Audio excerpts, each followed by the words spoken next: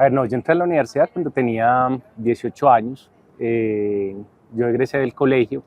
Estuve unos 6 meses porque no había presentado los exámenes ICFES y pues me demoré, digámoslo, con respecto al colegio, me demoré 6 meses mucho más en ingresar.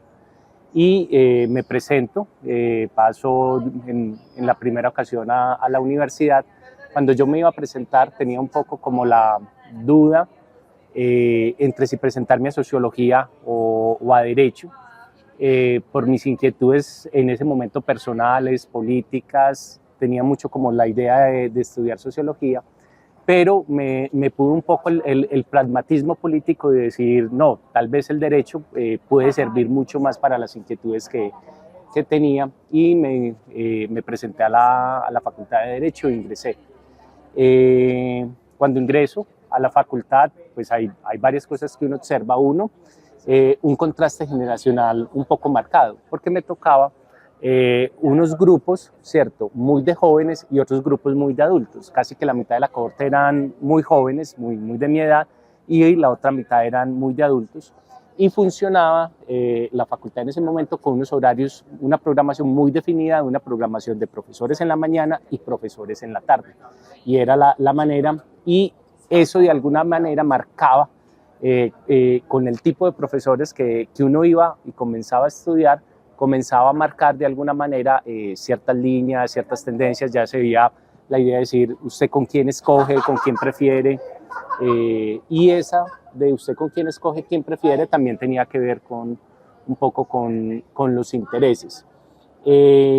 Ingreso también en un momento donde la universidad en sí hay una intensa actividad estudiantil, pero también hay un conflicto fuerte en el país. El conflicto armado en el país se siente fuerte y se siente obviamente en las discusiones de la universidad, y eso es uno de los asuntos que de alguna manera va mediando en el día a día. Se va sintiendo un poco esas discusiones. Yo estudiaba en el Liceo Nacional Marco Fidel Suárez, y el Liceo Nacional Marco Fidel Suárez era un colegio público, y adicionalmente pues en la ciudad habían como 3 colegios que eran grandes, con bastante tradición, con intensidad en el movimiento estudiantil, que eran el Pascual Bravo, el Liceo Antioqueño, que lo habían cerrado unos 6 años antes, y el Liceo Nacional Marco Fidel Suárez. Bueno, y había un cuarto que era el INEN. Entonces yo vengo del Liceo Nacional Marco Fidel Suárez, y precisamente por esas dinámicas, incluso desde el movimiento estudiantil, uno ya conocía, o yo ya conocía partes de las dinámicas de la universidad cuando ingreso. En la dinámica de la universidad influía uno, porque el ambiente ahí en ese caso estaba de alguna manera en las dinámicas del movimiento estudiantil, de las discusiones en las asambleas, de actividades de propaganda de distintas organizaciones políticas, inclusive organizaciones políticas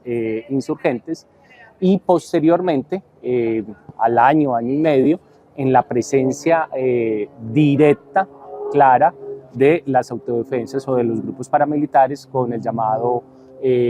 bloque de autodefensas de la Universidad de Antioquia, en el que se generaron varias amenazas a varios estudiantes de la universidad, incluido estudiantes de la facultad.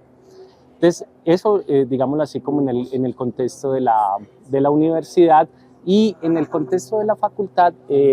también de alguna manera, para el momento en el que yo ingreso, se percibe que existen unos estudiantes que tienen o que piensan que las salidas pueden ser mucho más conservadoras. En ese momento estaba de gobernador Álvaro Uribe Vélez, y había un grupo de estudiantes que abiertamente consideraban que las tesis o las posiciones del gobernador de ese entonces pues eran válidas, y habían otros estudiantes que tenían unas posiciones totalmente diferentes, ¿cierto?, mucho más afines a una idea que uno podía entenderlo como ideas de izquierda, o lo que genéricamente uno podía entender como ideas de izquierda en ese momento. Y eso a veces en las discusiones en las asambleas marcaba en ese momento, porque las discusiones, digámoslo que al interior de los cursos, tal vez tenían una lógica mucho más constitucional. Es decir, que ese es el otro aspecto que me toca a mí cuando ingreso, y es que está muy marcado ya el discurso jurídico por la Constitución del 91, donde en cada uno de los cursos ya se comienza a tener frente a cada uno una lógica de fundamentación constitucional, y en esa lógica de fundamentación constitucional, particularmente en la idea de somos un Estado social de derecho, entonces se comienza a generar una especie de confrontación entre lo que son las normas jurídicas, particularmente las normas legales, el ideal constitucional de un Estado social de derecho, o la idea que de alguna manera se impregnaba por parte de los profesores de esto es un Estado social de derecho y hay que llevarlo a la práctica, y eso implicaba una visión crítica de la legislación que había, y obviamente la confrontación entre lo que era el discurso jurídico y lo que era la realidad, ¿cierto? Entre una constitución plagada de derechos y de buenas intenciones y lo que era la realidad social, que obviamente para los que estábamos en clase generaba en contraste. Entonces en las clases muchas de esas discusiones, ¿cierto? No necesariamente versaban en clase no versaban sobre el conflicto armado, pero sí había un contexto en el cual se discutía sobre el país y se discutía sobre la realidad social y política del país y sobre cómo las instituciones jurídicas o políticas podrían resolver el tema del país. A ver, yo creo que el profesor ahí insigne es el profesor Julio González en mi caso, ¿cierto? Por la visión crítica sobre el derecho y por un asunto muy importante, por la forma de enseñarle uno a pensar el derecho, ¿cierto? ¿Por qué razón? Porque normalmente, aún incluso en otros profesores siendo muy valiosos y teniendo unas posiciones muy críticas, no le enseñaban a uno a cuestionar tan a fondo el mismo derecho como si se lo enseñaba a uno el profesor Julio González. Y eso sí marcaba una diferencia con los otros, es decir, encontraba discursos obviamente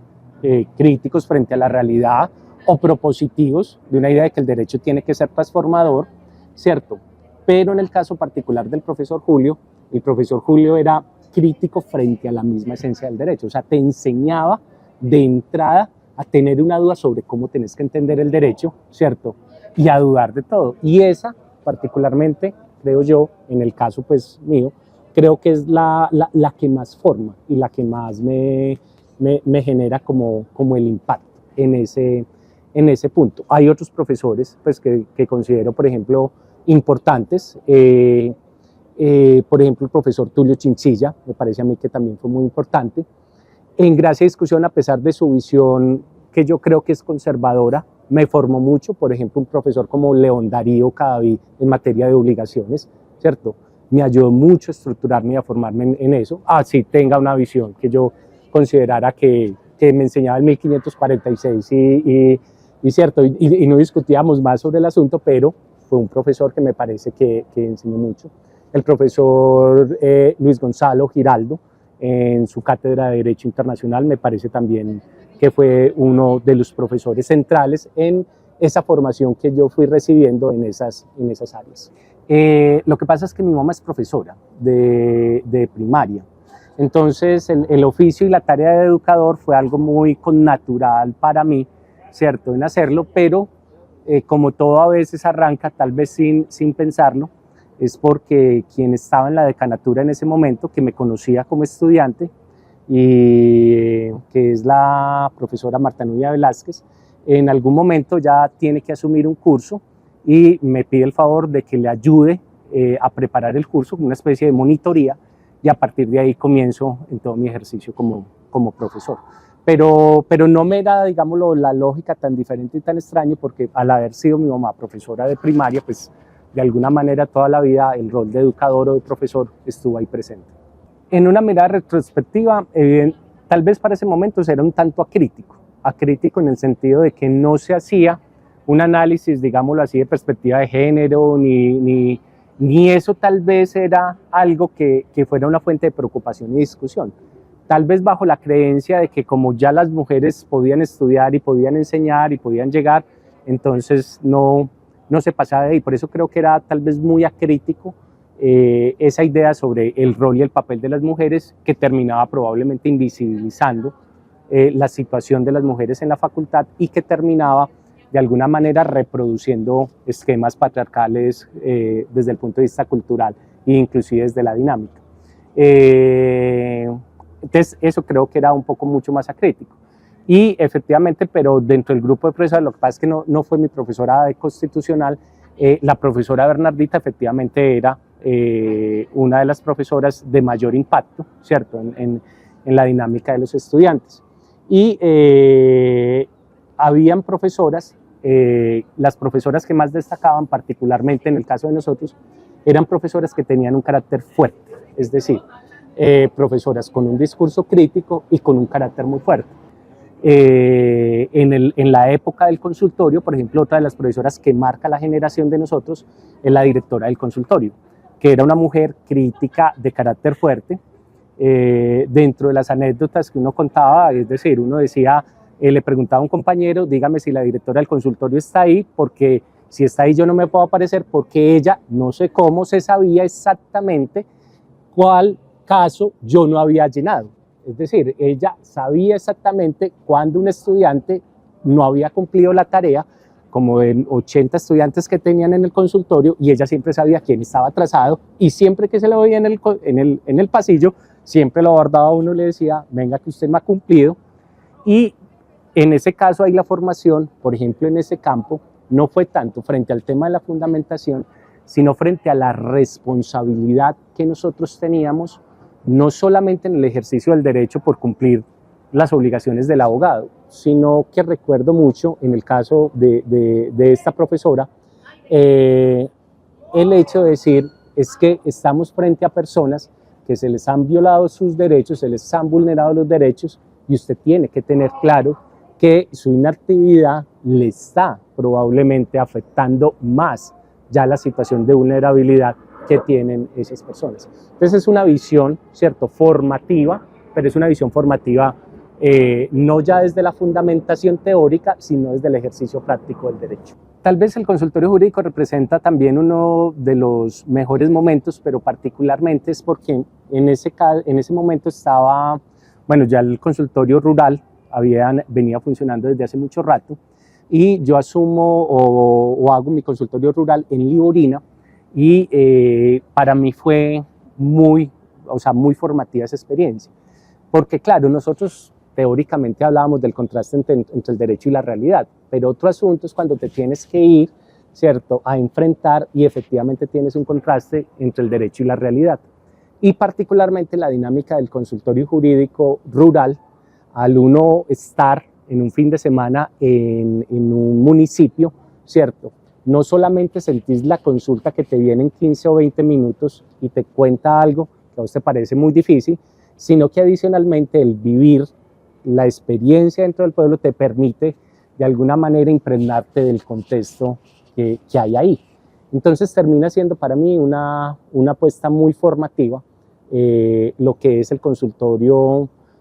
jurídico, ¿cierto? Y como lo dije antes, esa idea de la responsabilidad y del compromiso que en particular teníamos que tener los estudiantes de esta facultad y de esta universidad. Es decir, y yo creo que eso marca una idea distinta también de lo que podríamos entendernos con estudiantes de otras universidades, porque probablemente nosotros sentíamos que estudiantes de otras universidades el consultorio era algo más. En cambio, aquí había una idea de que el consultorio jurídico era una expresión muy clara de ese compromiso social y de hacer efectivo el derecho en favor de las personas. Habían muy diferentes estilos de profesores, es decir, habían profesores donde tenían un discurso, no me refiero tanto, digámoslo así, a la cátedra, pero habían profesores particularmente que tendían a seguir muy el código, una enseñanza muy de código y una enseñanza muy en derrotero con base en algún libro, ¿cierto? Entonces había un libro y capítulo 1 del libro, el profesor explicaba el capítulo 1 del libro. Pero habían otros profesores donde generaban un discurso, así fuera cátedra magistral, un discurso mucho más amplio, de no seguir estrictamente un libro, sino de exponer los temas de la clase, de exponer las consideraciones, y particularmente en esas clases que no se seguía linealmente un código o no se seguía linealmente un capítulo del libro, eran clases que permitían un mayor grado de discusión, o en los profesores había una mayor disposición o generaban ambientes de discusión que se trasladaban en las clases. En las otras, pues normalmente uno decía, pues no va a discutir sobre el 1546, ¿cierto? Sobre la teoría de las obligaciones y sobre qué entendemos por la condición resolutoria tácita, por ejemplo.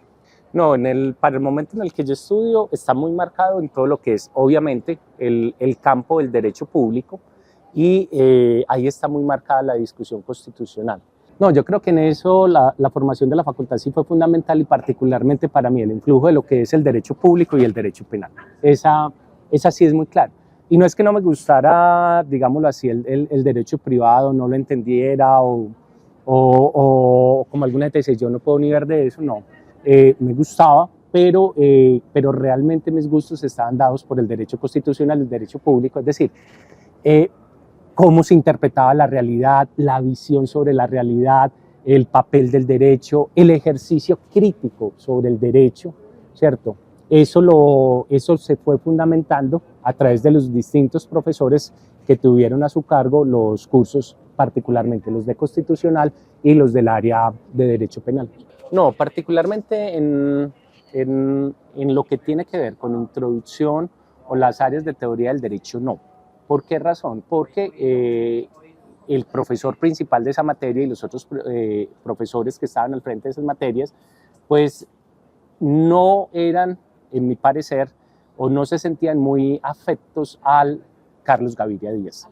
a la persona de Carlos Gaviria Díaz, y eso implicaba que aunque existieran en algún momento referencias en clase a él, eran referencias en torno a sus eventuales contradicciones que en algún momento se tuvieron al interior de la facultad. Entonces, en teoría del derecho o en introducción al derecho hay una idea muy marcadamente positivista, pero sin la mirada de Carlos Gaviria, ¿cierto? Muy marcadamente positivista en términos de discutir Kelsen, muy marcadamente positivista en términos de discutir algunos otros autores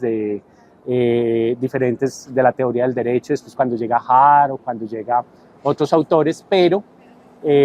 preponderantemente Kelsen sin la interpretación gavirista. Pero en la facultad, sí también hay que mencionarlo,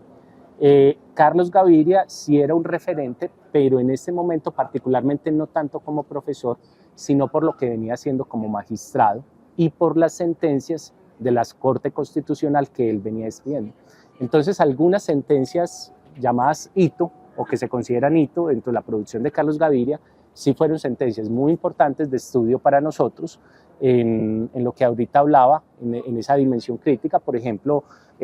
sobre el Estado Social de Derecho, sobre la interpretación de las libertades fundamentales, el libre desarrollo de la personalidad, etcétera. Terminaba siendo una persona de una referencia muy fuerte para nosotros en ese campo de la facultad, en el campo ya del derecho constitucional, público de las libertades, más no en el tema del fundamento en la introducción al estudio del derecho. En la discusión, por ejemplo, en el campo penal, que es otro de los grandes puntos que marca por lo menos a la generación de nosotros, es una idea de que la escuela de pensamiento de alguna manera que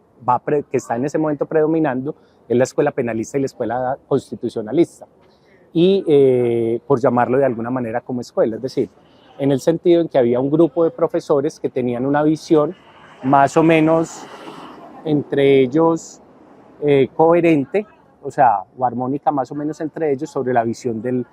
derecho penal, y era una visión muy crítica frente al ejercicio del derecho penal, y en ese caso particularmente lo que yo percibo es que el discurso constitucional con sus principios de alguna manera liberales o con sus principios del Estado Social de Derecho, pues sirven para fundamentar un discurso crítico o contribuyen mejor a fundamentar un discurso crítico frente al derecho penal, pero ese discurso crítico frente al derecho penal existía en la facultad, por lo menos uno ya sí lo entendía desde mucho antes de la Constitución del 91. Pero habían otras áreas que, particularmente en el caso del área del derecho privado, sí se percibía que el área del derecho privado seguía obedeciendo a los cánones del siglo XIX, es decir, seguía la idea del Código Civil, ¿cierto? Las ideas del Código Civil se seguían interpretando bajo los cánones del siglo XIX fundamentalmente, y todavía no se había generado ese proceso que uno podría llamar de constitucionalización del derecho en el caso del derecho privado. Entonces toda la enseñanza, por ejemplo en el caso de nosotros del derecho privado, pues es una enseñanza sobre los cánones del Código Civil de 1887, que como sabemos pues tiene sus raíces mucho más anteriores. El papel de la jurisprudencia en las clases comenzó a generarse en las clases particularmente de derecho constitucional y en las áreas de derecho público. Para las otras, cuando yo estudiando a lo largo de la carrera, en el área de penal, particularmente cuando comenzamos a ver los temas de derecho procesal penal, comienza a tener una importancia la jurisprudencia constitucional, particularmente en esos campos o en algunos campos del derecho administrativo, solo que en el caso del derecho administrativo hay que anotar que se sigue en ese momento son las normas del Consejo de Estado, que todavía para ese momento el Consejo de Estado muy recientemente estaba comenzando a interpretar el derecho administrativo en la lógica de la Constitución. Y eso también me parece a mí importante destacarlo, el acceso,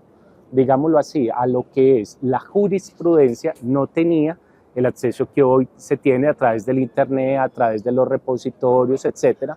Entonces realmente hay una limitación en las posibilidades de consulta de fuentes. Por ejemplo, en el caso de los libros, pues obviamente hay personas que tenían la capacidad de comprar los libros, pero no todas.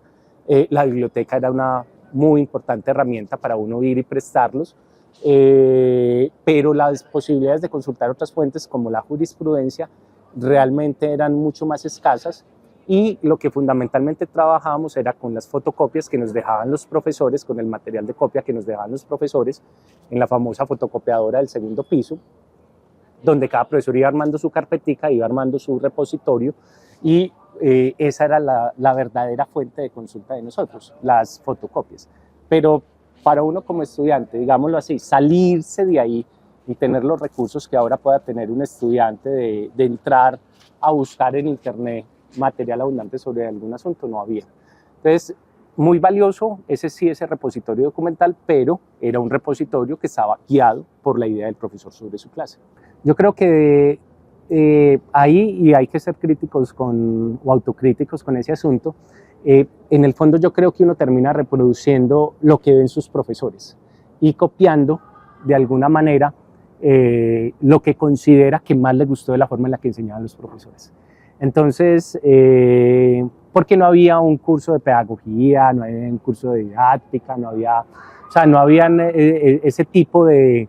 pasos previos para uno ser profesor en la facultad, sino que de alguna manera era muy profesor-alumno. El profesor va formando a su alumno para que lo reemplace, y en ese formar a su alumno para que lo reemplace termina formando también la didáctica, termina formando cómo se enseña. Particularmente en el curso de Orígenes Intelectuales de la Revolución Francesa,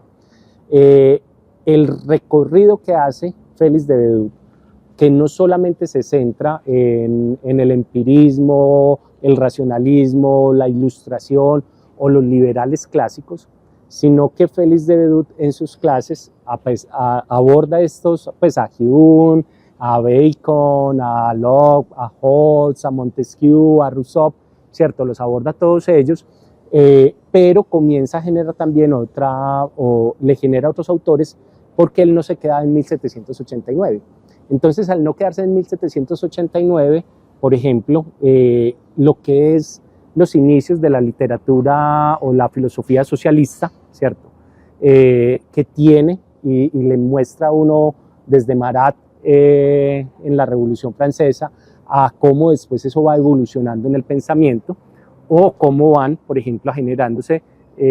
nuevas corrientes conservadoras en el siglo XIX, ¿cierto? Corrientes liberales y corrientes marxistas. Entonces esos autores, ¿cierto? De referencia terminan siendo muy, muy importantes. Y obviamente en mi caso,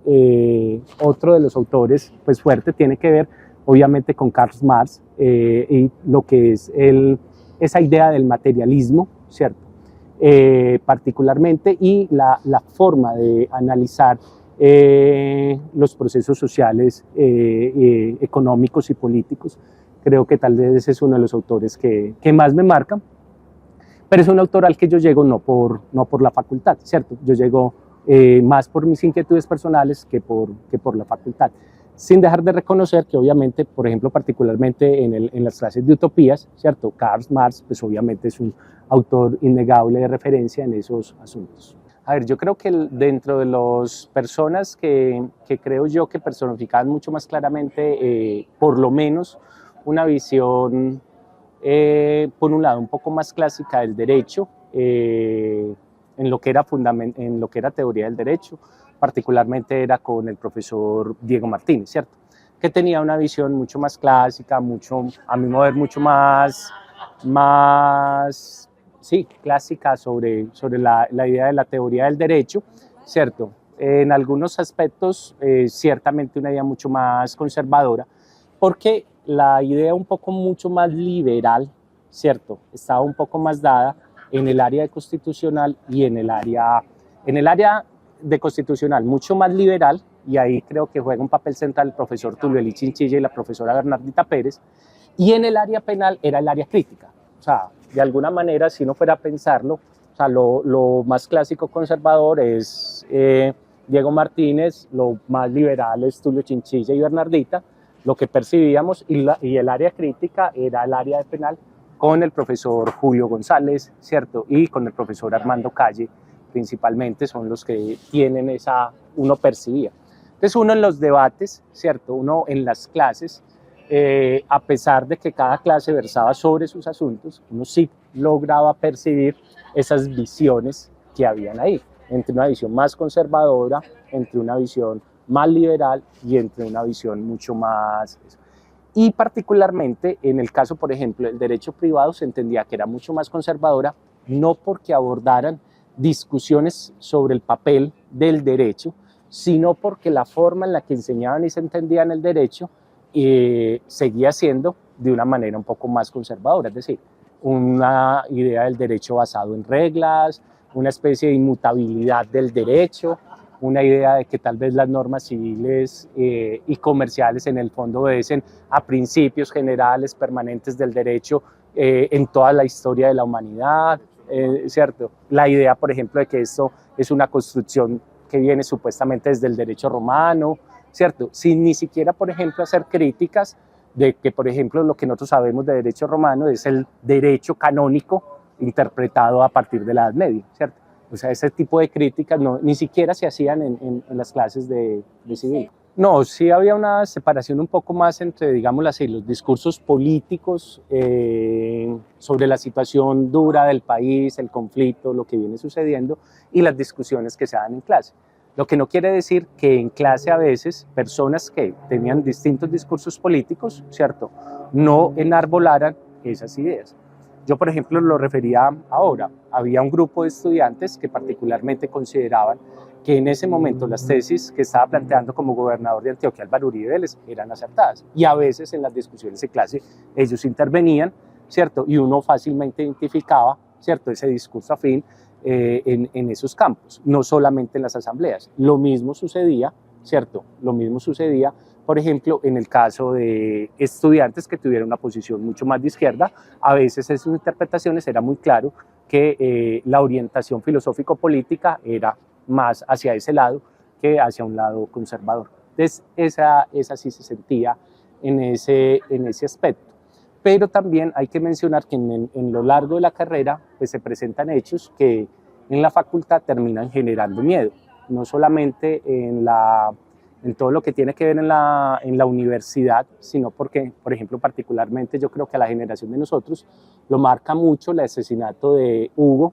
que es quien estaba, Hugo el dueño de lo que nosotros denominamos la cafetería de Derecho, que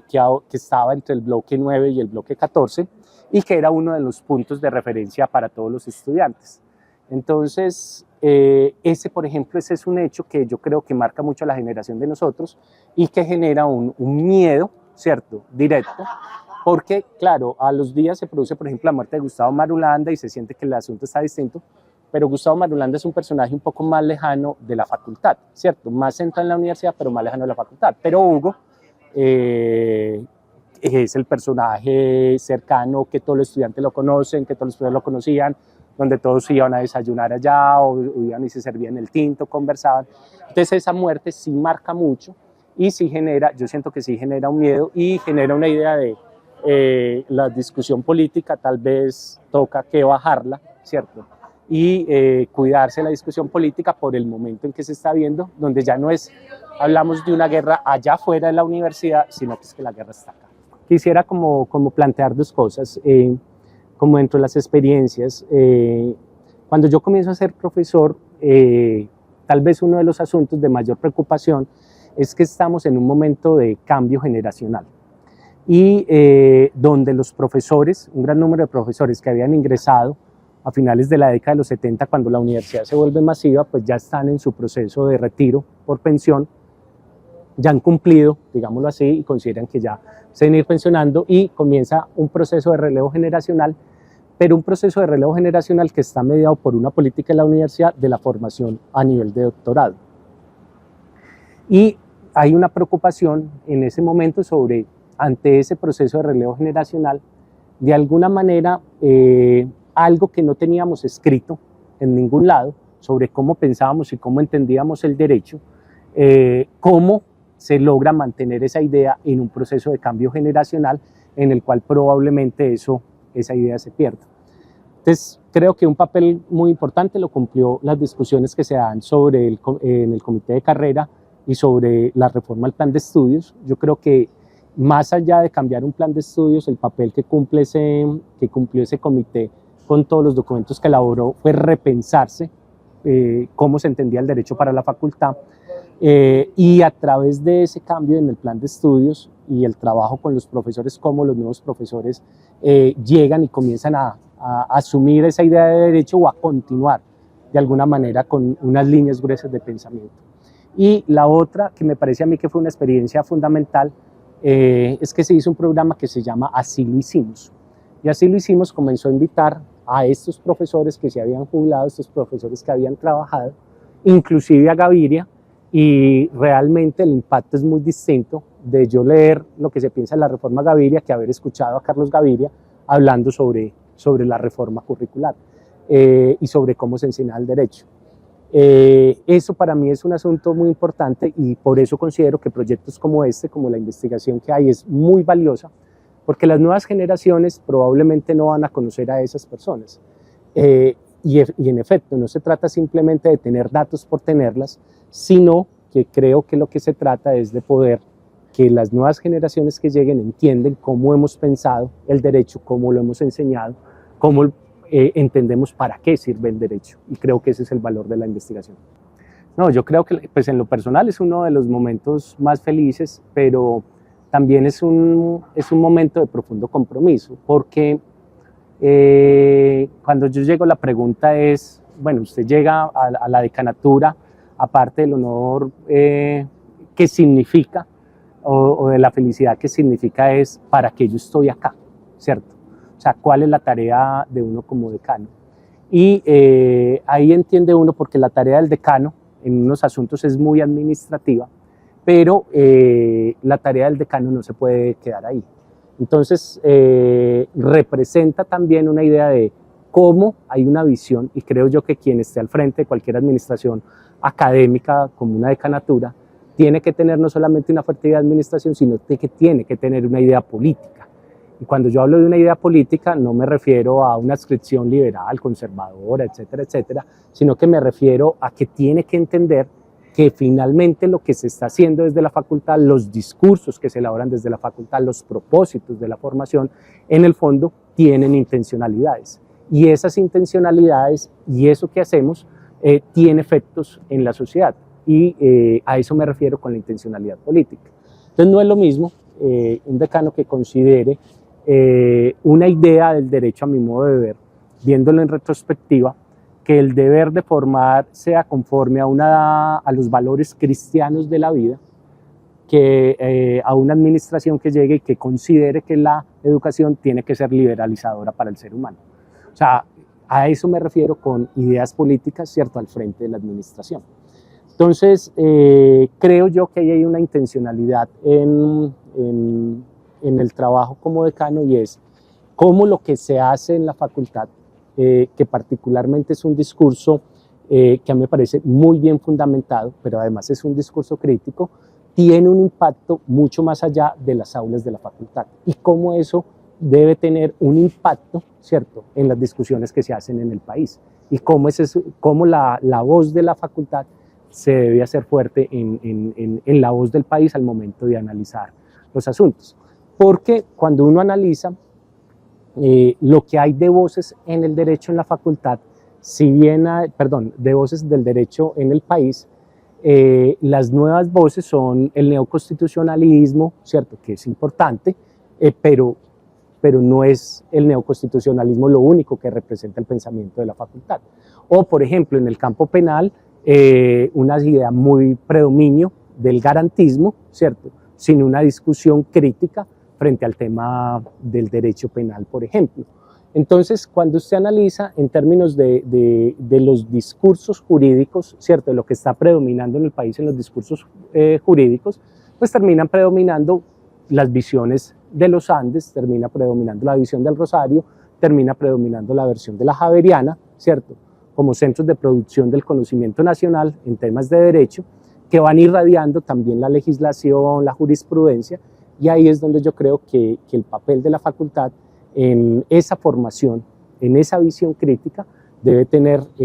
la posibilidad de ir subiendo el volumen de su voz y ser un contraste fuerte, ¿cierto?, frente a esos otros centros de producción de saber jurídico. Lo que pasa es que yo tengo, digámoslo, un punto privilegiado en ese caso por dos situaciones, porque desde que venía estudiante tuve la oportunidad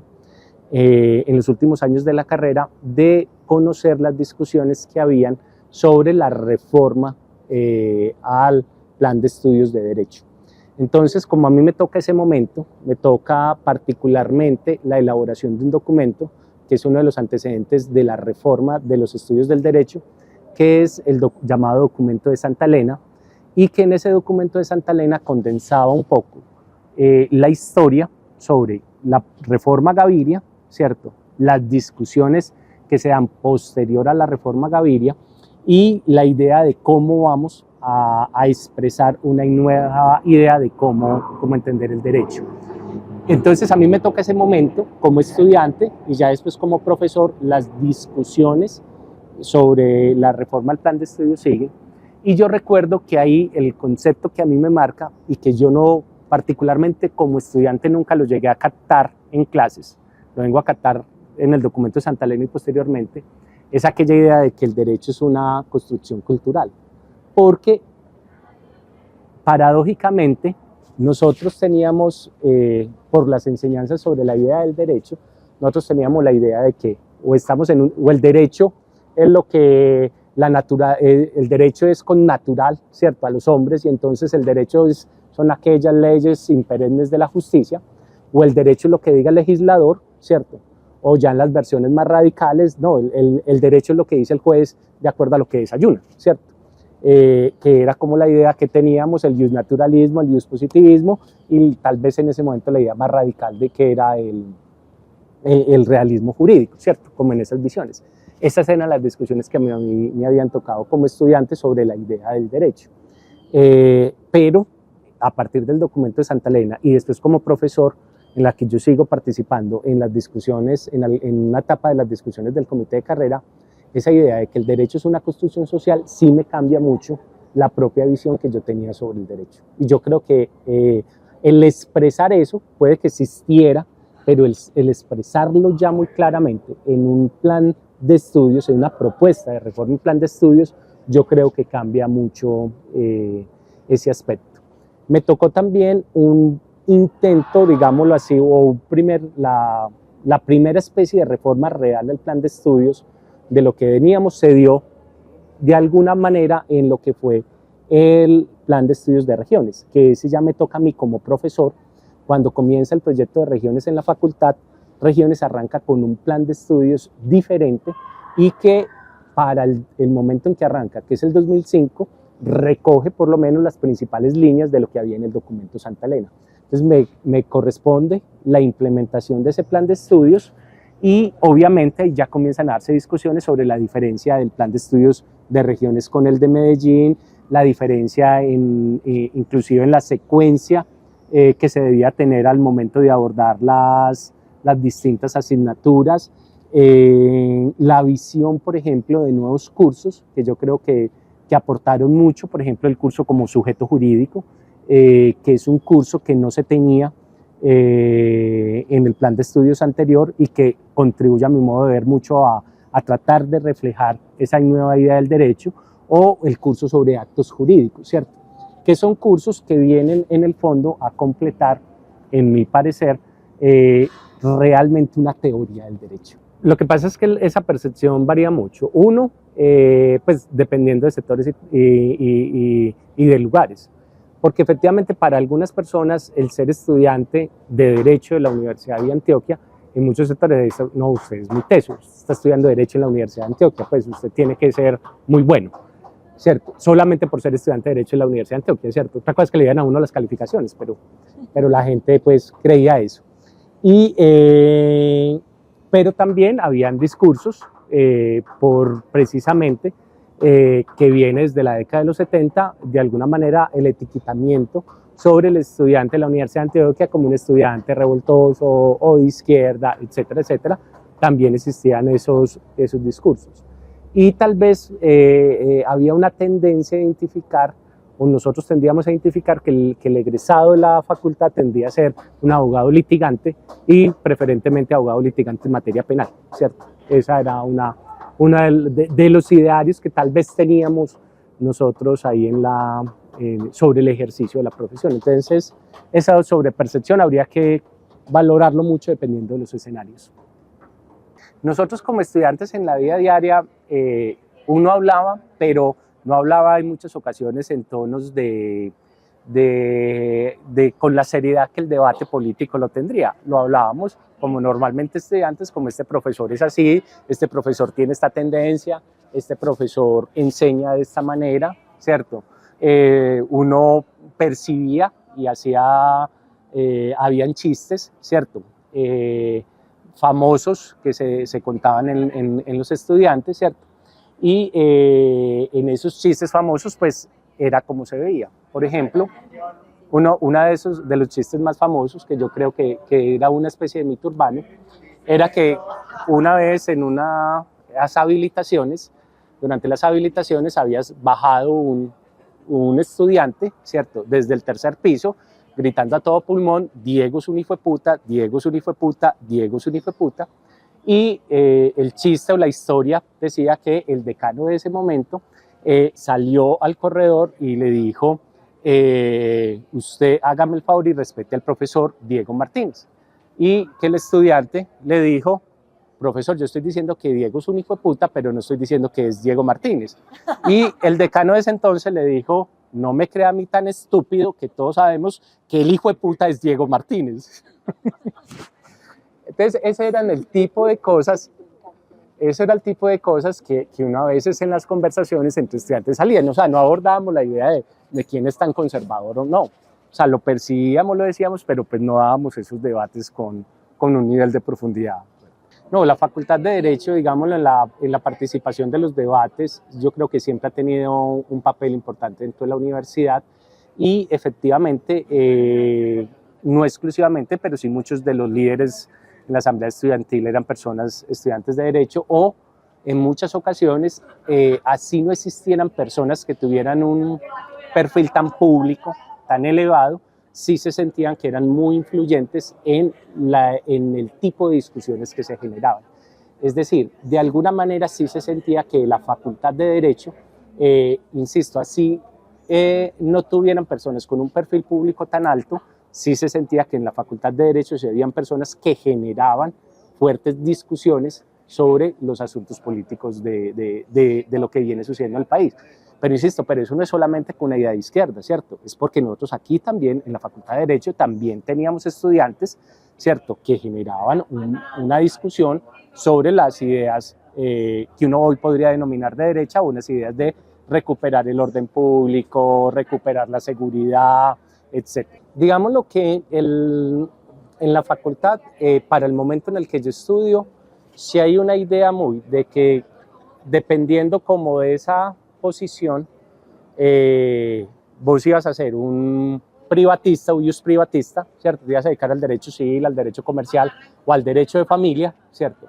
O te ibas a dedicar al derecho público administrativo o al ejercicio del litigio penal.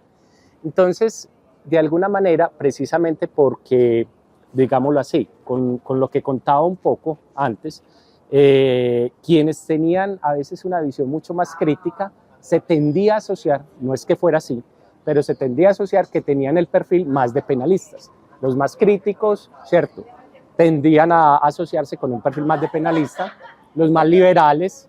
¿cierto?, un perfil más constitucionalistas o administrativistas, y los que tenían una visión más conservadora, el derecho privado, el derecho de familia, ¿cierto? Había cierta tendencia a asociar lo uno con lo otro, dependiendo de esas posiciones que fueran haciendo. Yo creo que una evolución muy positiva de la idea de la reflexión sobre Gaviria, o de lo que había en la propuesta de lo que se llamó la reforma Gaviria sobre lo que es el derecho, porque de alguna manera, no sé en eso no lo sabría explicar, pero termina generándose una visión, insisto, un tanto positivista del derecho, ¿cierto? O era lo que nosotros percibíamos como un predominio del positivismo en una discusión fuerte con el iusnaturalismo. Era lo que nosotros percibíamos como estudiantes en esa formación. Esta reforma, ¿cierto?, yo creo que viene a darle un vuelco total porque de alguna manera lo tradicional que nosotros habíamos entendido, ya lo decía ahora, sobre iusnaturalismo, iuspositivismo, realismo, la mirada que le da la actual reforma del plan de estudios, para mí vuelca el concepto de Gaviria, ¿cierto? Pero lo vuelca o lo evoluciona muy positivamente, lo transforma en el sentido de decir, no, venga, es que esto es una construcción social, ¿cierto? Y a partir de ahí se abre, en mi caso, se abre el mundo, ¿cierto?, de la reflexión del derecho, y comienza a generarse, a complementarse por esas dos preguntas que usted hace, ¿cierto? ¿Cómo y para qué, ¿cierto?, el derecho? Entonces, para mí sí es una transformación, pero es una transformación, o sea, es un salto fuerte, teórico, ¿cierto?, de la concepción de Gaviria a esta reforma del plan de estudios. Para mí sí es un salto teórico. Siempre ha sido esa voz, como esa voz de la conciencia, no solamente de la facultad, también de la universidad, ¿cierto?, en la que indica y dice, ojo, vamos a pensar frente a estos asuntos. Y digo que es como la voz de la conciencia, no en términos simplemente de que el critica o el que llama la atención, sino que el que es la voz de la conciencia que genera una carga de profundidad para analizar los problemas de la universidad y los problemas que en su momento estuvieran ahí, porque no solamente fueron sobre, a mí me tocaron muchos pronunciamientos, no solamente sobre la universidad, sino en momentos muy complejos para el país. Entonces, siempre la característica de los pronunciamientos del claustro era la carga de profundidad que se le metía al análisis y que le permitía a uno siempre ampliar el horizonte de análisis. Ese me parece a mí que es uno de los grandes papeles que ha cumplido el claustro de profesores.